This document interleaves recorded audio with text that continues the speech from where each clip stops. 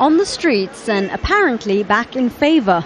But despite the perception of an increased police presence since former President Mohammed Morsi was deposed, the only change, say experts, is in the rhetoric.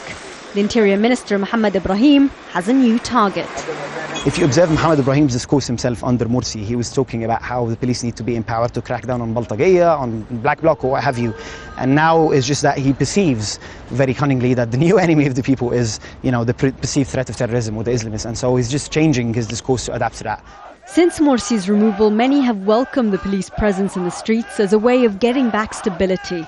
With that in mind, the Interior Minister, who was appointed by Morsi, announced the return of controversial police units.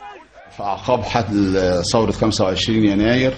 the January Revolution, some departments of the Interior Ministry underwent restructure, but it was done without any real strategy. Vital departments that we depend on heavily were disbanded. That's had an adverse effect on national security. Therefore, I've now started not just reinstating these departments, but rebuilding them. But according to Karim Ainara, who worked with the Morsi government as well as the new interim one, these units were never dismantled. There hasn't been any, not even a semblance of structural reform within the Ministry of Interior in the last 2 years and a half. There's been some cosmetic change, basically changing the name of state security. State security was quite functional, and these units in particular were also functional. What's back then is not a police state, but the force's legitimacy in the eyes of many Egyptians, and so its ability to practice old tactics more openly. But this alliance may well be short-lived. Many of those now against the deposed president were no fans of the police under his predecessors.